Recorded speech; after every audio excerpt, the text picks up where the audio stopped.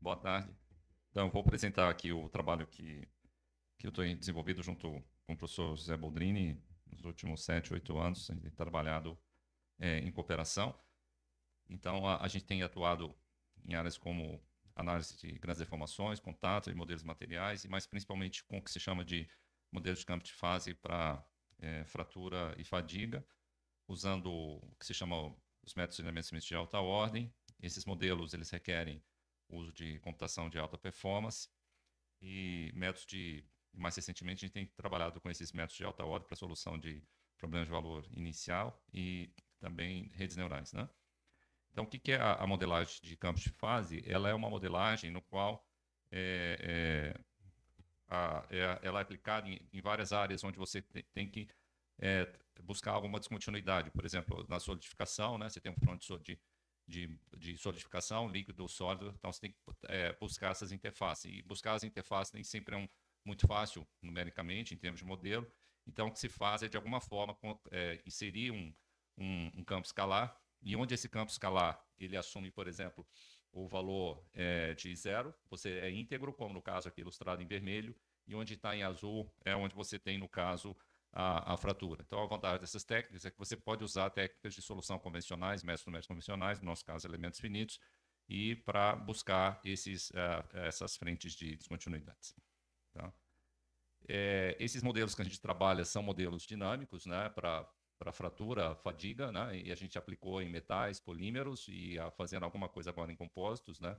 Eles são derivados a partir dos princípios básicos aí da mecânica do contínuo e permitem introduzir efeitos térmicos, químicos, e a gente tem usado a aproximação com elementos de alta ordem, né, e sempre procurando fazer ajuste com dados experimentais.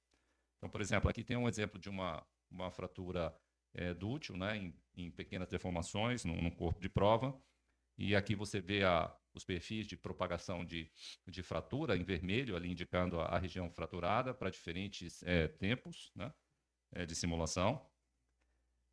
Aqui você tem a dissipação de temperatura ao longo desse processo de fraturamento. E aqui o valor das tensões, no caso, as tensões de tração.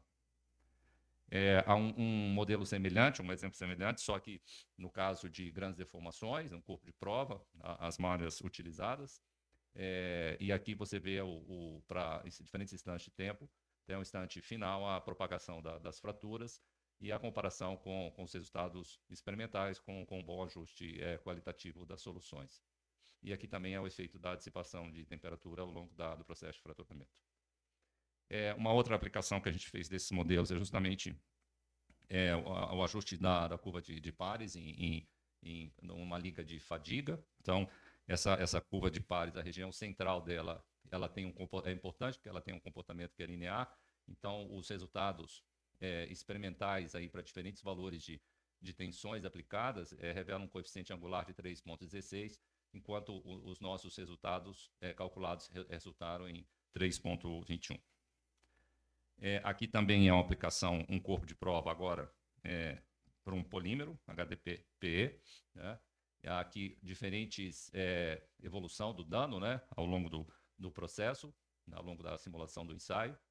E aqui o ajuste da curva simulada e da curva experimental. Essa região de descarregamento nem sempre é uma coisa muito simples de ser feita, e o nosso ajuste a gente considera que foi muito bom, né? Esses modelos que a gente tem trabalhado, ele é um modelo que permite a representação de anisotropia. Então, aí, a gente está vendo diferentes, a mesma placa, as mesmas condições de carregamento, mas com diferentes orientações das fibras e as variações dos perfis de fraturamento para diferentes valores das orientações das fibras do material.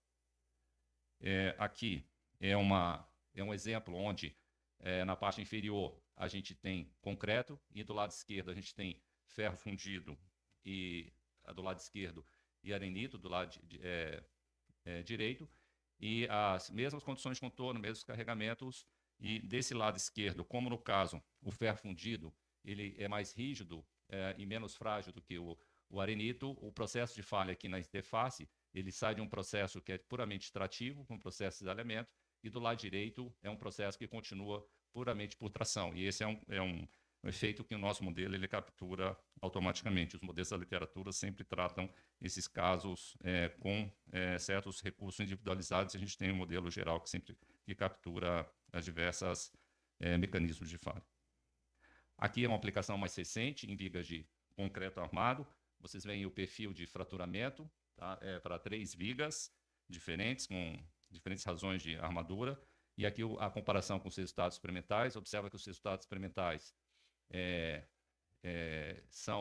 têm uma variabilidade bastante grande, e a nossa curva em vermelho ela tem aí um bom ajuste relativo a esses dados experimentais. Aqui é um problema de contato em grandes deformações, né, com material hiperelástico. Esses são 2 benchmarks que são usados na literatura, mas eu usei esse exemplo aqui só para mostrar a vantagem de usar elementos de alta ordem, onde nesse gráfico da esquerda é o erro na força normal, tá? E a direita na força tangencial de contato. E observa que eu preciso de um número de graus de liberdade, ali P4, bem menor que um refinamento H puro, que é essa curva aqui indicada em H8. Então, eu uso menos graus de liberdade e, ao mesmo tempo, eu tenho um menor erro, uma maior qualidade da solução. Então, aqui, vamos ver se ele vai tocar. Ah, não. Não, ele não está tocando. Mas era a animação daqueles exemplos. Todo o desenvolvimento que a gente tem feito de software, né? Especificamente temos feito em C++, esse software nosso chama HP2FEM, é um software que roda em Linux, ele está disponível nesse endereço indicado, e é um software que ele permite tanto usar recursos de memória distribuída ou memória compartilhada, né? E a gente também tem trabalhado com a montagem de clusters aí de placas ARM. Esse é um cluster mais antigo que a gente montou, e tem um mais novo agora, e essas placas elas têm uma capacidade, pelo menos para os problemas que a gente tem resolvido, bastante interessante, a um custo bastante razoável. Mais recentemente, a gente tem trabalhado com modelos, com métodos de integração de problemas, esses problemas nossos são dinâmicos, esses problemas de campo de fase, eles requerem bastante processamento computacional, então é importante você ter métodos de integração que sejam mais efetivos. Então, esse é um exemplo de um problema da órbita, da interação entre o Sol, a Terra e a Lua, tá? E esse problema envolve um sistema de 18 equações diferenciais, e à direita aqui você vê o gráfico, por exemplo, em cinza, é a curva do Range-Kutta 4.5, isso está sendo rodado em MATLAB, né, o famoso ODE 45, e o nosso método ele permite você variar as ordens, ali está a ordem 10, e você vê que à medida que você diminui, né, a tolerância, você vê um comportamento praticamente constante em número dos passos para a convergência, para a solução desejada.